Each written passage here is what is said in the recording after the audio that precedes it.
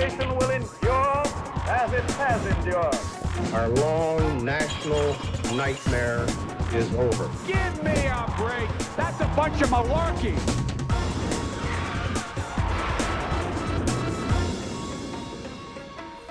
Hello, welcome back to Planet America. I'm John Barron. And I'm Chaz Licciardello. Several Australian states locked down in the face of the Delta strain of COVID. US states like Florida are staying open and they're seeing a massive surge in new cases. And finally, it's Infrastructure Week! As Congress edges towards a deal, we're going to be talking to Trump's infrastructure czar about what needs fixing. Also tonight, the red baiting of legendary singer Paul Robeson. And I'm going to take a look at immigration and the looming border crisis. But first...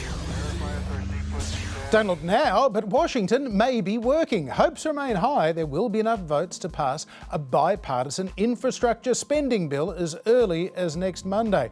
That despite the failure of a procedural vote yesterday called by Democrat Senate Majority Leader Chuck Schumer to move the bill closer to a vote. We all want the same thing here, to pass a bipartisan infrastructure bill. But in order to finish the bill, we first need to start. So I hope my Republican colleagues will join Democrats this afternoon in voting to move forward on an infrastructure package. Not so fast, Chuck. His Republican counterpart Mitch McConnell, perhaps not unreasonably, argued they couldn't vote for a package that they hadn't really seen finalised yet.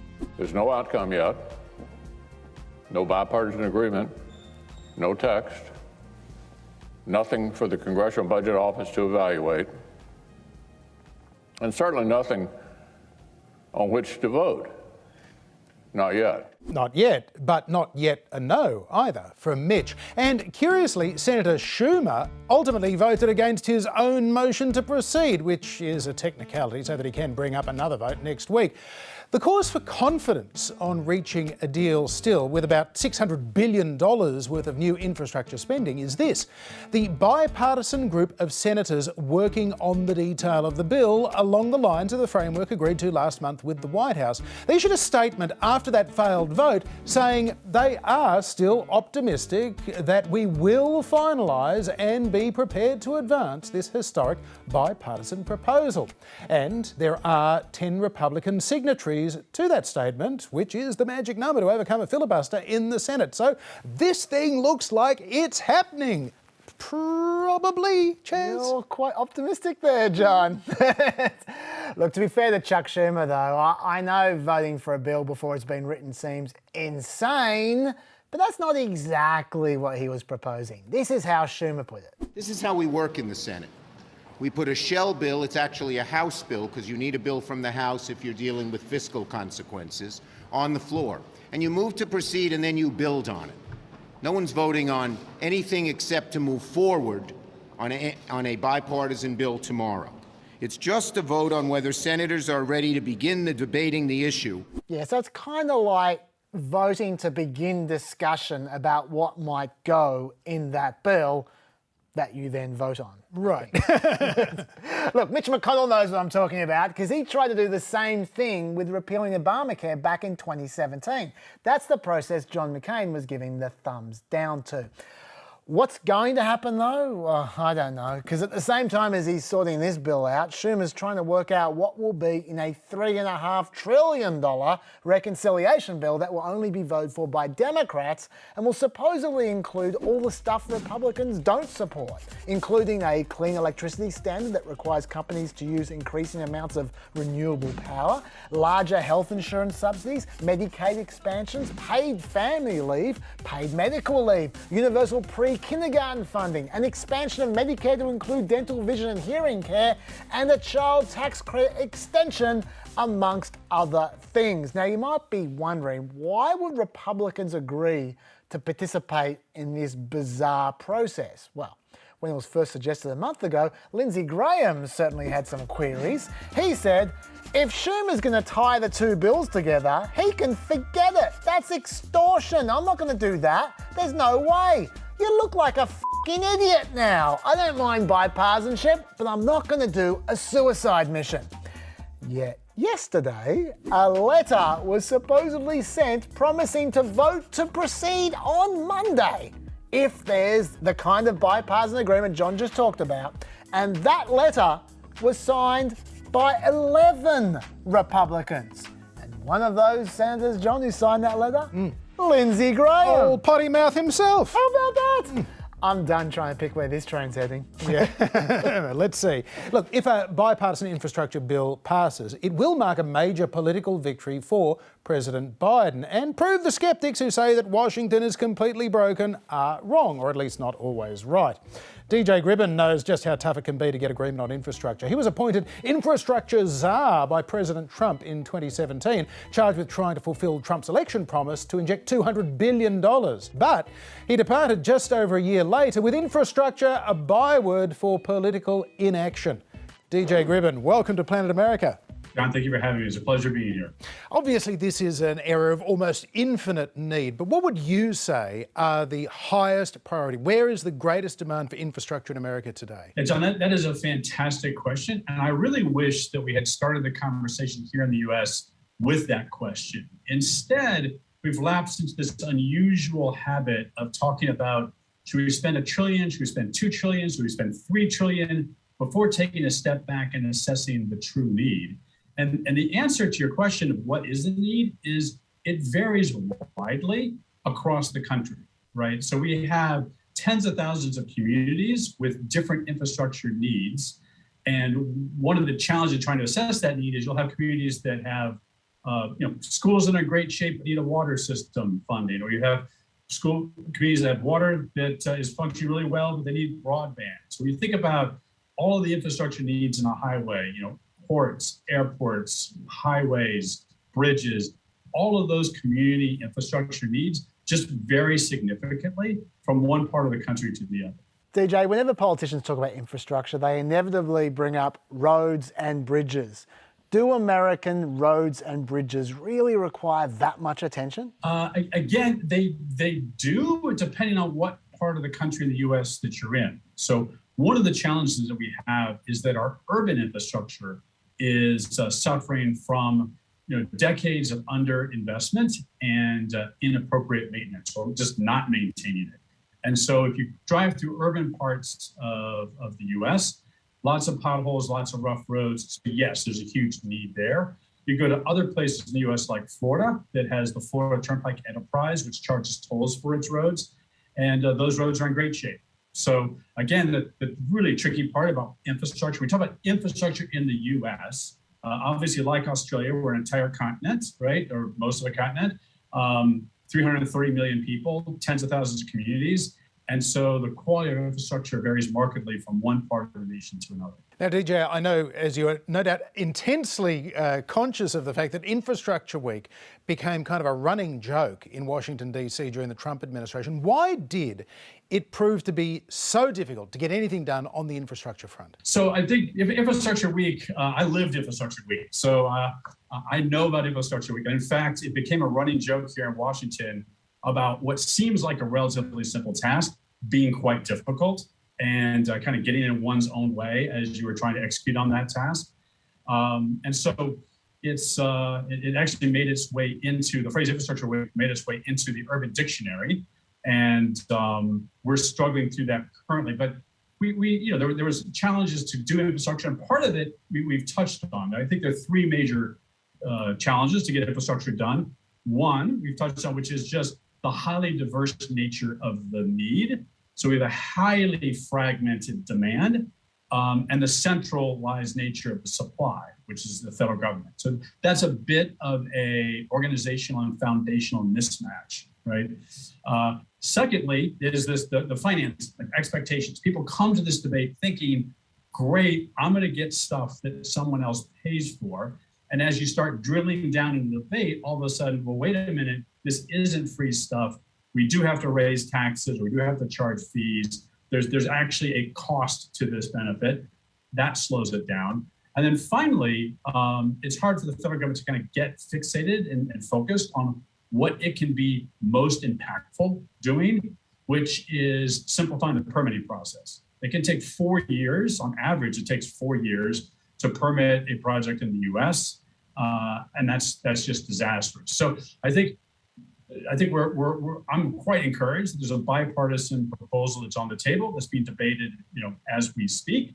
Hopefully something will come of that. But infrastructure, while it tends to be incredibly popular as a concept, becomes much less popular when you start addressing issues of how do we pay for this infrastructure. Are there any areas of infrastructure that you feel need to be further funded that aren't being currently considered by Congress? No, I think the Congress is doing a pretty good job of taking an expansive look across multiple asset classes. One of the challenges we've had historically is we talk just about highways and bridges. We talk about just about transit or airports or water or schools or housing. And all those conversations are separated amongst different committees and different pieces of legislation. And I think in the last administration and in this administration, both of them have done a good job of saying, no, we need to talk about infrastructure collectively as opposed to this very siloed approach to the conversation. And I'm wondering, how did you find working with former President Trump? Unlike in areas like foreign policy, where he was certainly not burdened with much knowledge or experience, he did know a bit about property development and construction. Did that help or hinder working with him? I think it was a help, to be honest with you. Part of the challenge we have in this infrastructure debate is the people that are developing the policy really have very limited experience in building a project and all that entails. And I talked before about permitting. And I think the president, having developed projects and having gone through a permitting process, was uniquely attuned to the challenges that presents. And, I think he understood that you can have all the money in the world, but at the end of the day, you don't get the job benefits, you don't get the economic benefits, you don't get the worker training benefits, you can't address issues like climate change if you can't put a shovel in the ground, and you can't put a shovel in the ground until that project's permitted. Now, DJ, one thing you hear a lot during this debate is America can't build things anymore without it taking way too much time and costing way too much money.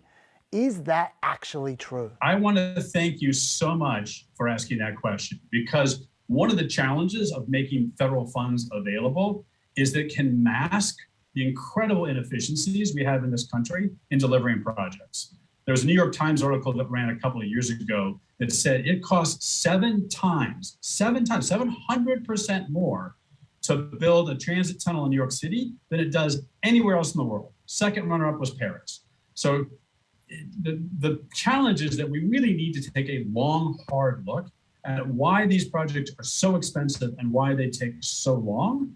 And ideally, we would do that before we went back to taxpayers and asked them to up investments in infrastructure. But I think there are incredible inefficiencies that can be eliminated and value that can be captured if we just streamline our current process and build public infrastructure the way we build private infrastructure. DJ Gribbin, so good to talk to you. Thanks for your time today.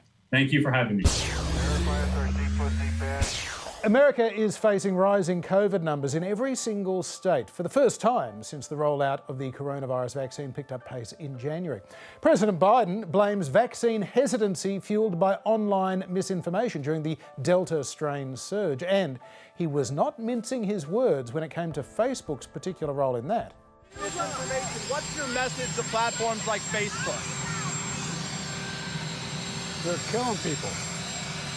I mean, look, the only pandemic we have is among the unvaccinated. The media being the media, of course, they focused on Biden seeming to say that Facebook was killing people rather than the information itself was killing people. So Biden had to try and clean that up, making it clear he doesn't directly blame Facebook for people dying. He blames the dozen or so top spreaders of misinformation on Facebook for doing it. And they were identified in a recent study. Most prominent among those is the anti-vaccine activist Robert F. Kennedy Jr. Facebook isn't killing people. These 12 people are out there giving misinformation. Anyone listening to it is getting hurt by it.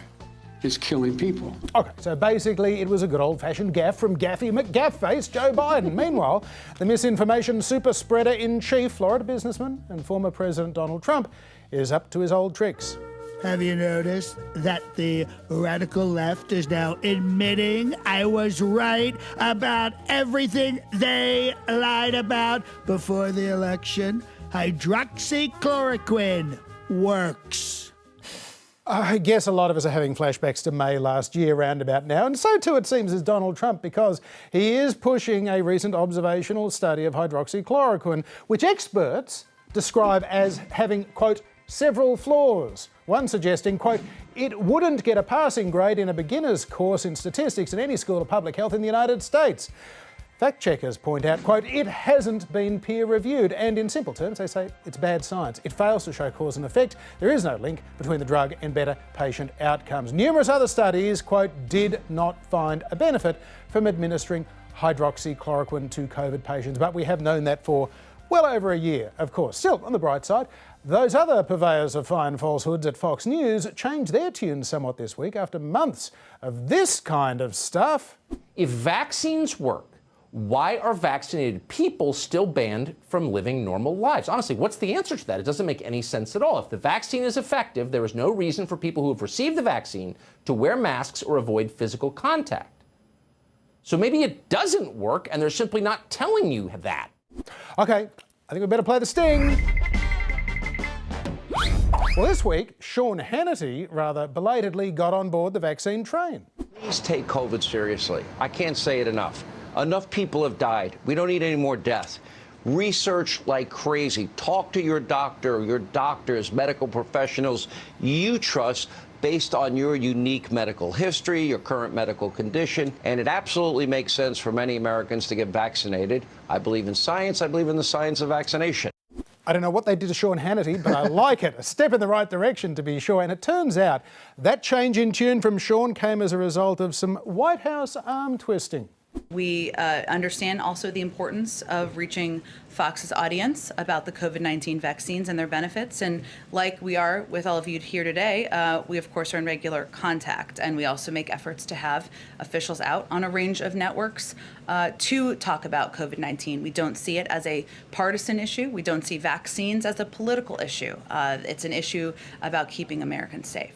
But, Chaz, it may be too little too late, because those unvaccinated Americans are now suffering in the face of this Delta strain, and those who listen to the likes of Trump and Kennedy and Tucker and Sean Hannity as well are paying for it with their lives now. Yeah, the Delta variant is now responsible for, I think, 83% of new COVID cases in America. Each one of those cases producing 1,000 times the viral load of regular COVID, which might be why a number of doctors believe that younger COVID patients these days seem sicker than the patients they saw last year.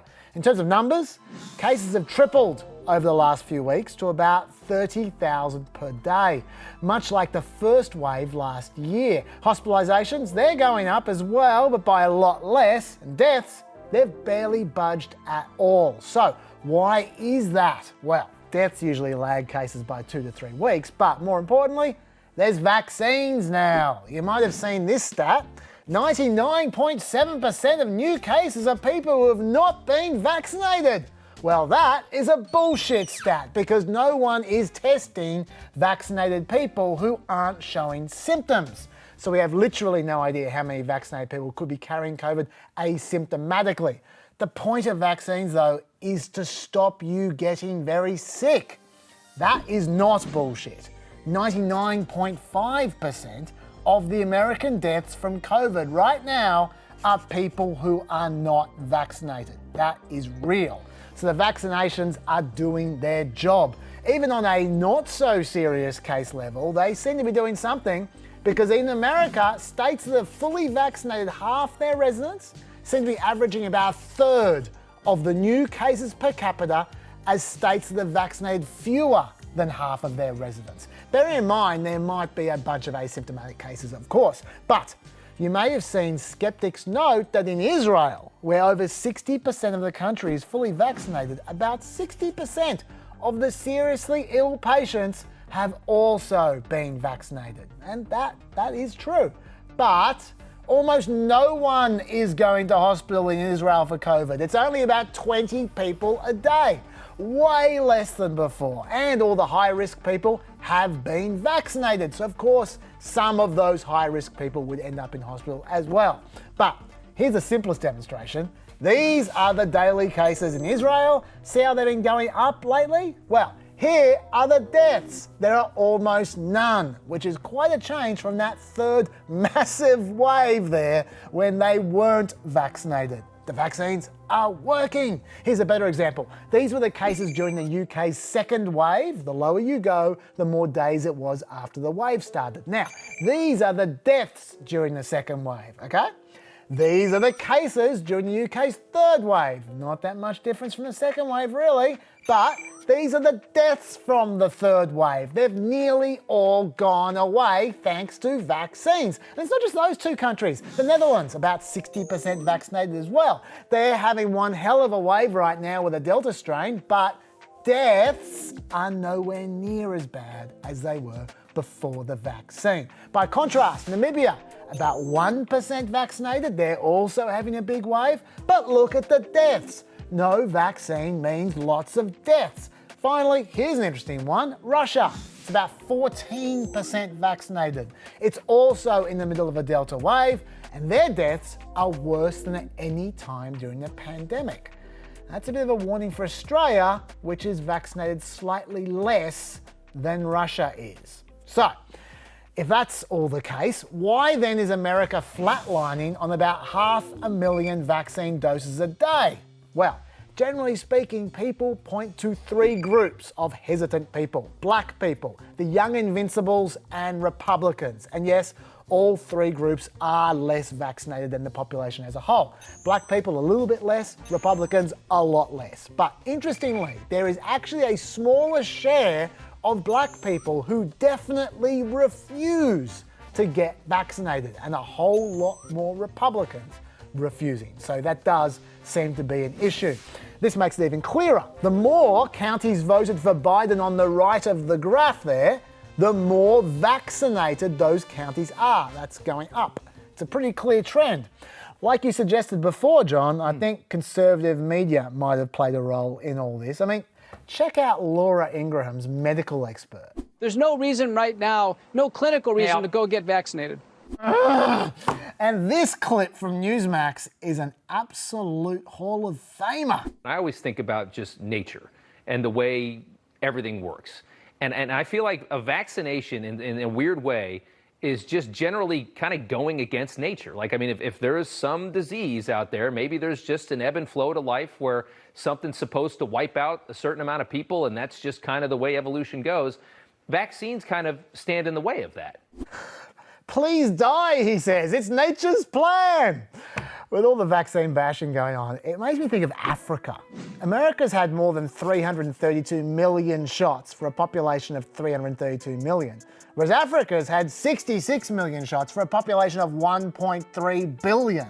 They wish they had the luxury of being other tools on cable news. Still, America might have one more shot at getting its act together, because there's now a Delta Plus variant, John, and it's already in America, just what we need. You're just trying to make us feel better. Well, for more, we're joined by epidemiologist Dr. Jason Salama at the University of South Florida's College of Public Health in Tampa. Doctor, welcome to Planet America. Absolutely, thank you for having me. So why would you say the situation got so much worse in Florida in recent weeks? Is it all down to the Delta strain, or are there other factors too? I think the Delta strain has a lot to do with it, but like just about anything else, it's multifactorial. It's not the only thing that's driving the most recent increases. But obviously in the United States, just within the past 4 to 6 weeks, the Delta variant went from making up 1 in every 10 new cases to making up over 4 in 5 new cases. And in some regions of the United States, it's almost making up every single new case that exists. So obviously when you have a more transmissible variant, some people have said it's 1,000 times more transmissible, but regardless of the number, it's significantly more transmissible than recent strains. And so it passes from person to person more easily. What else might be driving this? Well, obviously in Florida, if you look at the entire population, we have fully vaccinated just less than half of that entire population. And so there are still more than 8 million Floridians who are of vaccine eligible age who have yet to be fully vaccinated. And, you know, of course, another huge one is the fact that there has been a general relaxation of all of those other preventive measures that we know are tried and true. When you're in indoor public settings, making sure that you're wearing masks and socially distancing, those things have decreased quite dramatically. And of course, now it's more important than ever. And finally, you know, the weather. The weather in Florida, it's hot in most places in the state. And what people would normally do outdoors, I think it's driving them indoors, where of course something like the Delta variant is much more effective at transmitting from person to person. So I think when you take all of those factors combined, if we don't do anything, I think we're going to continue to see a rise in the numbers. So, Doctor, what would you say we're learning from what you're seeing on the ground there about the impact of both the Delta strain but also of relatively high vaccination rates, certainly compared to somewhere like Australia? Because you are seeing some vaccinated people getting COVID and getting sick. Yeah, no, you're absolutely right. And I want to address this because I think even all across the world, this has been something that has been used to suggest that the vaccines are not effective. We're hearing a lot about Olympic athletes, people in politics, very famous people who are fully vaccinated who end up testing positive and maybe even developing some flu-like symptoms. That is not evidence that the vaccines are ineffective. In fact, that is not what the vaccines were designed to do. The vaccines were designed to prevent people from getting severely ill, needing to be hospitalized or dying from COVID-19. And at least from the data in the United States through about a week and a half ago, they are immensely effective in doing so. And just to put some numbers around that, there have been 5,500 breakthrough cases, so people who are fully vaccinated who end up being hospitalized or dying, 5,500, but that's out of 159 million people who have been fully vaccinated in this country. So that boils down to a 0.003 chance or 1 in 29,000 that if you are fully vaccinated, you're going to develop severe illness. Doctor, are we seeing different kinds of people in Florida hospitals right now than we saw in previous waves? Yeah, that's an excellent question. Yes, primarily through the pretty mass vaccination efforts that we've implemented. What we've seen, at least in the state of Florida, is that if you look back in January and February, about 1 in every 2 people that was newly admitted to the hospital was 70 years of age or older. Instead of 1 in every 2, right now 1 in every 4 people who are being hospitalized for COVID-19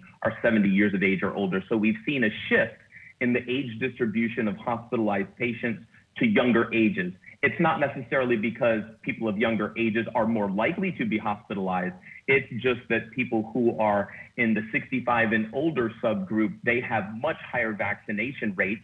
And so the vaccines are doing exactly what they're designed to do, preventing people from getting severely ill enough where they require hospitalization. And for the rare cases of vaccinated people who do end up in hospital with COVID, what kinds of people do they tend to be? It is, again, it's possible. You can be fully vaccinated and healthy, get the virus, and still end up in the hospital. That's just exceedingly rare. What we're typically finding is when it is a fully vaccinated person that ends up in the hospital, they all, might have some immunosuppression, some kind of other conditions that's weakened their immune system and made them maybe a little bit more susceptible or make the effectiveness of the vaccine a little bit less. And again, when you have such widespread increased numbers of cases that the Delta variant is causing, there's a lot more people who are getting infected. And so it just increases the likelihood that you're going to see those rare events when fully vaccinated people do end up in the hospital. Now, I've heard about black people being hesitant to vaccines. I've heard about Republicans being hesitant to vaccines. In your experience and in your studies, is there a particular kind of person who you think is more likely to be unvaccinated, and why is that? This is a really important issue because I think what we've done a little bit all too often, especially in the States and especially including public health professionals like me, is painting people with a very broad brush, saying that it's non-Hispanic Black, saying that it's Hispanic people or people on one side of the political aisle. I think the reasons that people are not getting vaccinated or are not able to get vaccinated are quite varied and depend on the community. Now, yes, there are some overarching themes that in general, people from rural communities, people who are from socioeconomically disadvantaged populations are less likely to be vaccinated right now. But again, I think the reasons are quite varied. And the only way that we're going to make a real dent in improving vaccination numbers are to understand each community intimately, understand the reasons, and then try and come up with tailored strategies to improve access to the vaccine and then also ultimately increase vaccination rates. Finally, Doctor, we're speaking to you from a country where states shut down with a dozen or fewer positive COVID cases a day. You're in a state there with 7,000 to 8,000 cases a day, and there's no talk of a lockdown. Does that mean we're overreacting, you're underreacting, something in between? What would you say? Yeah, I think it's a challenge for decision makers. I think it's different for every community. I think there ultimately does have to be a balance. Look, we could prevent the spread of the virus if every person never left their home for the next 6 months. But, you know, there are certain things that are obviously not very realistic. We have to strike a balance between being able to live our own lives, live happily, and recognize that we do have COVID now, and we have to learn as populations to deal with it. But at the same time, there are very simple steps that I think we can take to really curb community spread. And again, I point to Florida. And when we had the summer surge, we implemented these strategies even in the pre-vaccination era, and the numbers came down quite dramatically. And of course, you know, part of that is the weather improving, allowing people to do more things outdoors. It helps us to implement those mitigation strategies more effectively. When we had the winter surge, again, we came off of it. We had the help of vaccinations now, but when we start to layer these strategies on top of one another, we're very effective. So the degree to which we should be implementing these lockdowns versus not, again, I leave that to the decision makers, but it's got to be, I think, a balance between being able to live our lives, you know, get out there and work, getting kids in schools in person, but trying to do those things as safely as possible and prevent a lot of unnecessary morbidity and mortality from the virus. Dr. Jason Salama, thank you so much for being with us on Planet America this week. Absolutely. Anytime. Take care, guys. Well, a few months back, we heard a lot about Biden's border crisis, but then it kind of went off the radar. Well, radar's been adjusted, and in the next few months, those front pages may very well return. Let me tell you why. Yes, here's the deal. Cuba right now is a fantastic place to leave, and the administration has expressed some sympathy for asylum seekers over the journey. Yet, last week the Secretary for Homeland Security said this about Cuban boat people seeking asylum. Allow me to be clear. If you take to the sea, you will not come to the United States. Oh, it's not very friendly, but it did go nicely with June's welcome message for Central Americans. I want to be clear to folks in this region who are thinking about making that dangerous trek to the United States-Mexico border. Do not come. Okay, so obviously a bit of a theme forming there, but why is there all this need for clarity all of a sudden? It might have something to do with the number of apprehensions going on the southern border. This was 2018, 2019, a bit out of control. 2020 obviously was low because of the pandemic, and this year has gone nuts! 188,000 apprehensions just in June alone, and the most important bit is those numbers are still going up, even though traditionally migration slows in June because it's too hot. That's a June record by a mile. By the way, it's the second biggest month ever. Talking about records, these are the years with the most irregular migration ever. And this fiscal year is already at number 15 with 3 more months to go. At the current rate, it's heading straight to number 1. But there is one big caveat, and that is there are a lot of repeat offenders. 34% of the apprehensions were people who've been apprehended before and sent away, compared to an average of 14% repeat offenders in previous years. So really, 188,000, it's more like 123,000 individual apprehensions for June.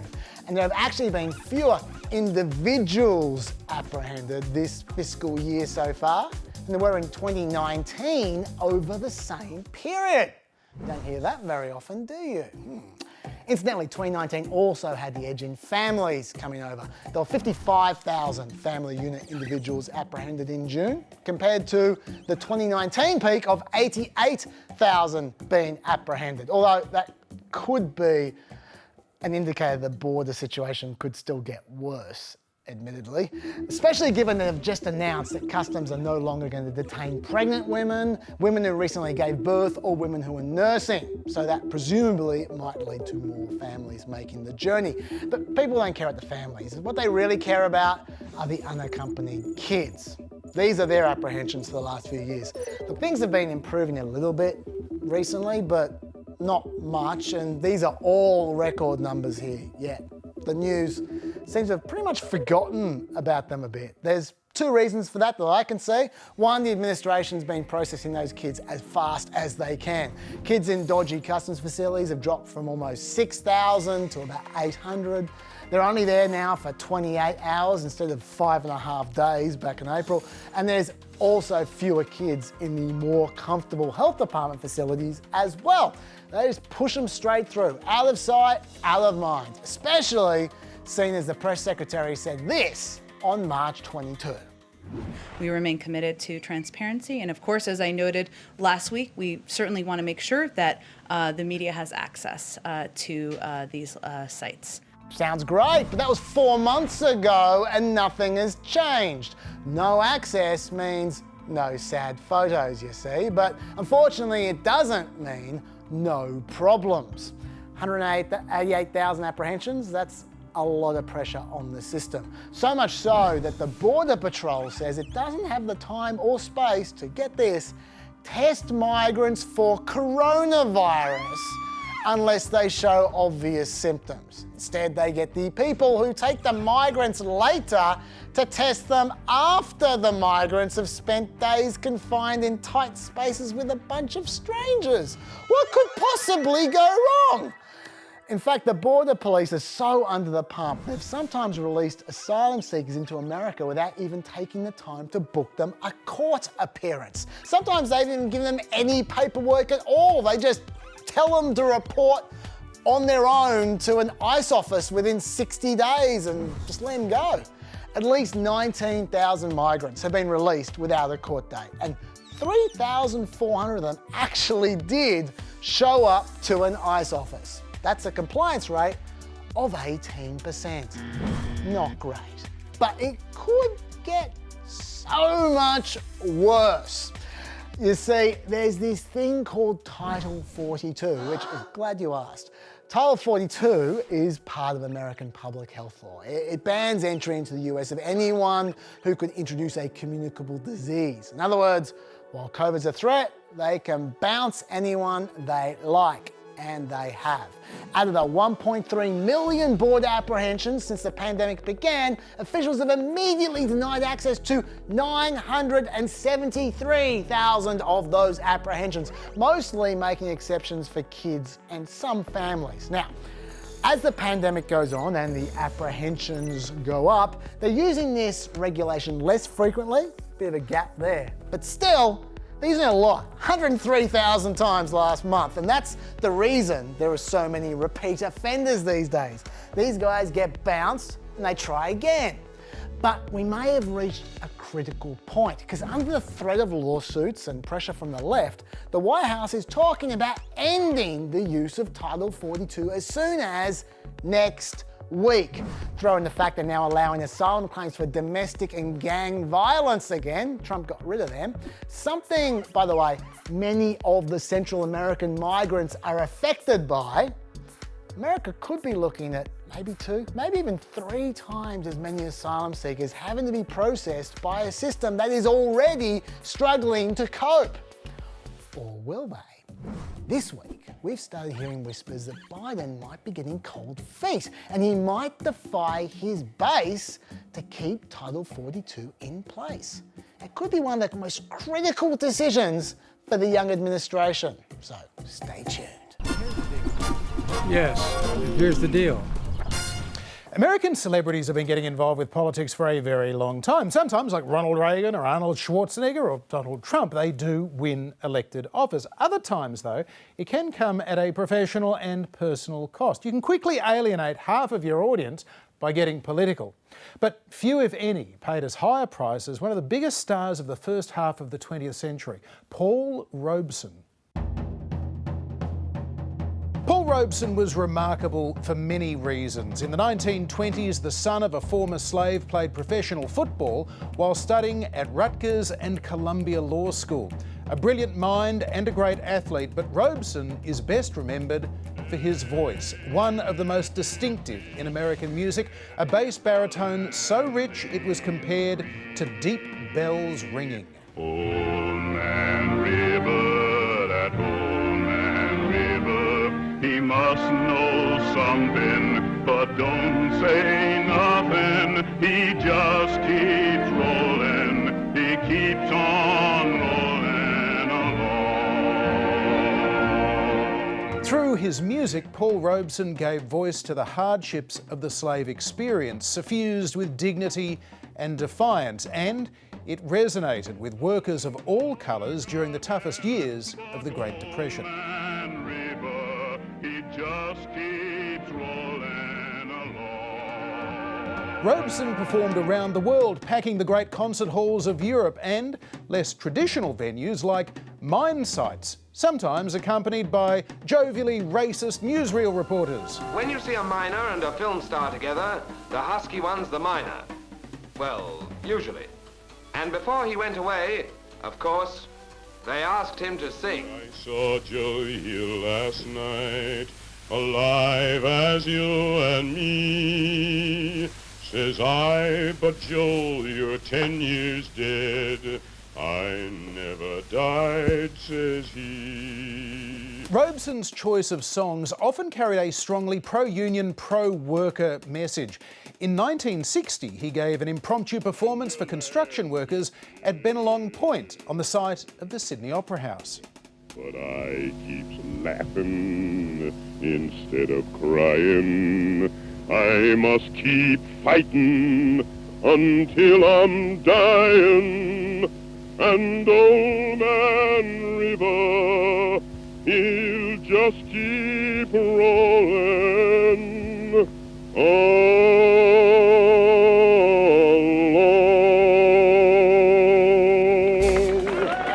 While he was in Australia, Robeson also spoke to the ABC about civil rights and the potential impact of black voters on that year's presidential election. If they ask, is Nixon going to help the Negro people most? Do we think he will? Or Kennedy? Whichever way we decide will decide who's president of the United States. That's how organized we are. With that I don't know that organised is quite the word I meant. Okay. I meant although that answered, but as of one mind, perhaps. Well, no, I say, like today, we are of one mind on this. We want our freedom. Yes. We want, let's put it another way, we want to be full citizens, first class, not second class. Yeah, I'd like to we ask- want to go to school as everybody else. That's right. He was right. Kennedy courted the black vote and won. But by then, Paul Robeson was a pariah in the country of his birth. Within a year, he would suffer an almost complete physical and mental breakdown, the exact cause of which is still a mystery, steeped in Cold War intrigue. In the late 1940s, Robeson had met with President Harry Truman to demand anti-lynching laws after 4 African Americans were lynched in Georgia. Truman abruptly ended the meeting when Robeson warned if the government wouldn't protect them, black folks would have to protect themselves. It tapped into white America's fear of black militancy. 2 years later, Robeson appeared before a Senate committee looking at a bill demanding all communists register with the government. He'd made no secret of his left-wing views. The former Star Law student was repeatedly asked, was he a communist? I refuse to answer the question. You refuse to answer. You refuse to... This is an invasion of my right of secret ballot, Senator Ferguson. If you want to know whether I am the Communist Party is a legal party, like the Democratic Party, Republican Party, I'm going to vote pretty soon. If you want to send some government official to take my ballot away, a secret ballot, my constitutional right, he can see just what I am. I see. Have you a communist card in any communist organization, any state, Mr. Robeson? That is, I consider, a part of the other question that I refuse to answer. Yeah, I see. Robeson told senators he agreed with many communist and socialist positions, and he defended the Soviet Union, which had been a US ally in the war against fascism until just 3 years earlier. The proposed law never passed. 2 years later, Robeson spoke at a pro-Soviet World Peace Conference in Paris.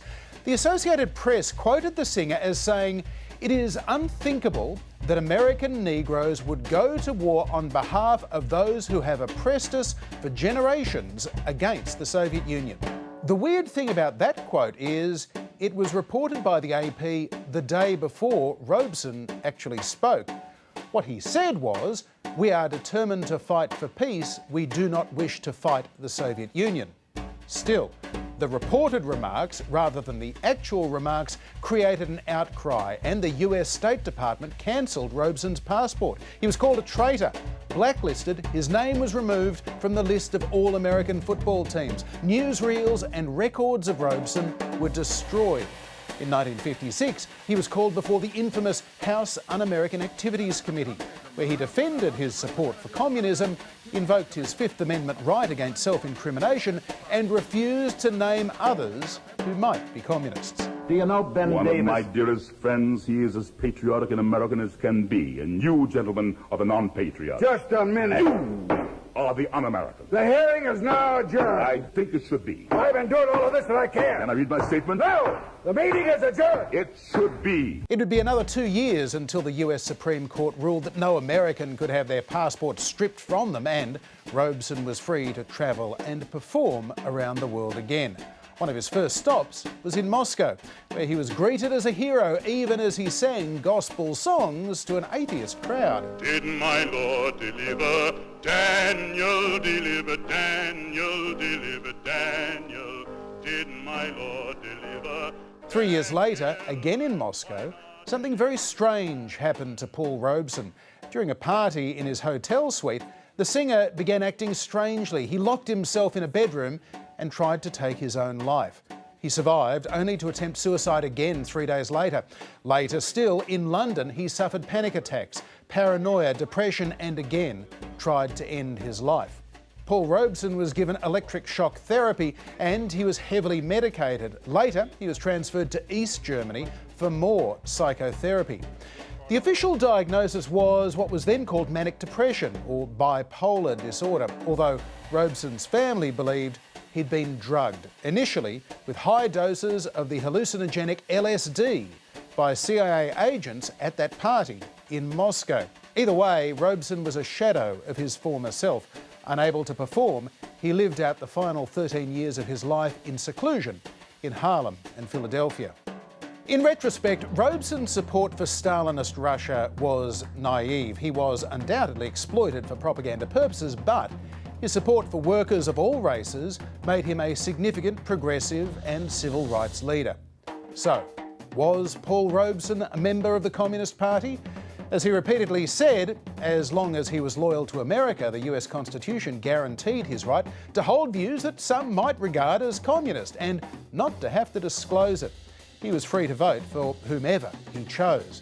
In secret, US government agencies spent years looking but never found evidence that Robeson had joined the Communist Party. As for whether they found other ways to damage him through fake quotes or drugs like LSD, well, we may never know. And if you need information or support, you can contact Beyond Blue on 1300 22 4636 or Lifeline on 13 11 14.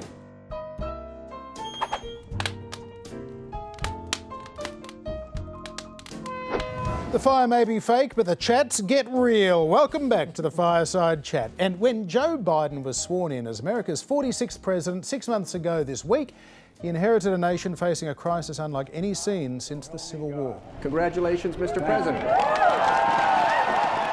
The defeated President Donald Trump, of course, refused to accept the result of last November's election, and he fanned the angers of his supporters, culminating in that deadly insurrection at the Capitol on January 6th. Because you'll never take back our country with weakness. You have to show strength and you have to be strong. 6 months into his presidency, Joe Biden has just over 52% approval this week, according to the average of polls from 538.com. And that's basically where he was back in January. Since then, his approval has drifted in a narrow range down to about 51.7, up to about 55.1. Biden's disapproval, though, has risen a little bit. Some voters who perhaps put their partisanship aside and were prepared to give him a shot have decided they actually don't like what they see. When he took the oath of office, Biden had just 36% disapproval. That's now up to 42.5%. So maybe slightly concerning signs there, but that is still a whole lot better than his predecessor, D. Trump, who, despite a surging economy, could only muster 38% approval in his first 6 months. Biden is about on par where both Barack Obama and George W. Bush were at that 6 month mark, well above where Bill Clinton was in what was a difficult first year or so for him, behind where the first Bush, Reagan and Jimmy Carter all were in that honeymoon period. In fact, in the era of modern polling, Harry Truman holds the record with 82% approval after 6 months in office. And all he had to do that, Chaz, was drop 2 atomic bombs and win the Second World War. So Joe Biden hasn't gone that far. He has dropped a couple of $1 trillion on the American people so far. Should he be doing better, or is this kind of okay for him? How do you judge it? Look, I think that it's almost unheard of for someone to maintain their polling. During the first 6 months. Like, usually they go down significantly. Sure. Like, you're right, Joe Biden's polling now is still worse than a lot of other presidents, but it started way worse than most other presidents other than Donald Trump when he first started. So the fact he's maintained it is unusual. He's fighting gravity. I think there's 2 reasons for that. If you think back on the first 6 months, clearly his handling of COVID has been a massive issue, and he polls in the 60s for that. The people really rate his handling of COVID. And the second thing is, you mentioned the dropping a couple of $1 trillion on his stimulus bill. That was a very, very popular bill. And when I think about his first 6 months, they're kind of the only 2 things he's done. And so I think for that reason, he's actually done really well as far as polling goes. You'd expect him to do worse. I can't help but notice, though, that Biden's 53, 54% is the almost exact opposite side of the coin. That was Trump's disapproval rating for 4 years or so. It almost as though, and it could be, that actually Americans, you know what, Biden's kind of dull compared to the sideshow that was Donald Trump. Maybe they've tuned out, and those are kind of locked-in dynamics. That's just about where America is. It's possible that they're the 2 halves in America these days. 53% blue, 47% red. What about next week, though? Because if we suddenly see a $600 billion plus infrastructure bill, which Democrats are going to say, oh, it's $1 trillion because there's recurrent spending in there and everything. And then there's maybe $3.5 trillion in a budget reconciliation bill, which is all the stuff that the Republicans wouldn't support in the infrastructure bill and other things they couldn't get into the relief and the jobs packages. Surely at that point, Joe Biden, he becomes a very, very significant president if you measure significance on the basis of how much money they spend. Look, I think if we can right now see the next 18 months stretching before us, and that is definitely a huge part of it, the reconciliation bill in particular. You have universal pre-kindergarten there. You have paid leave for medical leave, paid family leave. That would be the 3 biggest things he would do by a mile. And an extension of the child tax credit, which is really important in terms of the way the American welfare system has tended to work, really since Bill Clinton in the 1990s. Bill Clinton essentially recalibrated welfare so that it targeted what was seen as the deserving poor, those with jobs. What Biden is doing is actually shifting it back to a needs basis rather than a have you got a job, can we give you a tax refund in all this? And so there's a recalibration that certainly the likes of Bernie Sanders have been pushing for a long time. And there's a monthly payment in your bank account, which is completely new. That's almost like a universal income for parents, essentially. And so I think that's going to be very popular. So that is a big opportunity there. Also, something which doesn't get talked about a lot is competition policy. He's just passed a competitions executive order. He's just appointed the 3 most hardcore antitrust people in his administration, Lena Khan and Jonathan Cantor and Tim Wu.